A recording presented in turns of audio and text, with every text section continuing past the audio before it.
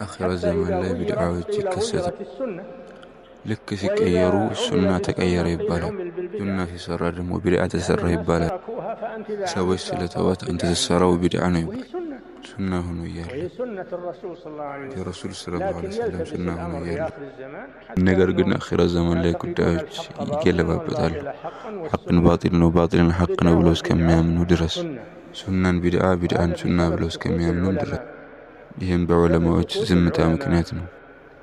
ይህንን ነገር ለሰዎች ከመግለጽ አስተማሪዎች ዝም በማለታቸው ምክንያት ኹጥባዎች ላይ፣ ሙሐደራዎች ላይ፣ ስብስቦች ላይ፣ ጽሑፎች ላይ፣ ጋዜጣዎች ላይ፣ መጽሔቶች ላይ ዑለማዎች እነዚህ ላይ አቋም ሊኖራቸው ይገባል፣ ግድ ይላል። ቢድዓ እስከሚጠፋ ድረስ እስከማይስፋፋም ድረስ ምክንያቱም ቢድዓ በሷ ላይ የሚታገሱ የሚያሳድጓት ወደ እሷ የሚያነሳሱ ተጣሪዎች አሏት። ሸይጣንም ይገፋፋቸዋል፣ ቢድዓን እንዲያስፋፉ ይገፋፋቸዋል። እንደውም አሁን ላይ በሞባይል ለሰዎች በዚህ ቀን ይህን ስሩ፣ በዚህ ቀን ሰደቃ አውጣ፣ እንደዚህ አድርግ እያሉ ለሰዎች መልእክቶችን የሚያስተላልፉ እንዳሉ ይነገራል። ይሄ ቢድዓ ነው፣ አላህ ማስረጃን ያላወረደበት ነው። ወደ ጥመትም ከሚጣሩ ዱዓቶች መጠንቀቅ ግድ ይላል።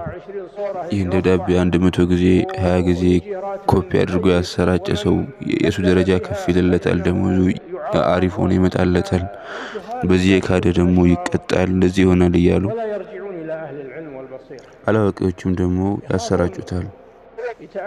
ወደ ዑለሞችም አይመልሱትም። እዛ ውስጥ ባለው ማስፈራሪያም ደግሞ ይፈራሉ። እነዚህ ነገሮች መቃወም ግዴታ ነው። በር ሊከፈትለትም አይገባም፣ ማግራራትም አያስፈልግም። ይህ እኮ የጃሂሎች ንግግር ነው፣ በቃ ተውት ብሎም እንዲሁ አይተውም። ለሰዎች የግድ መገለጽ አለበት። ሰዎች እንዴት ያውቃሉ የጃሂሎች ንግግር ብቻ መሆኑ?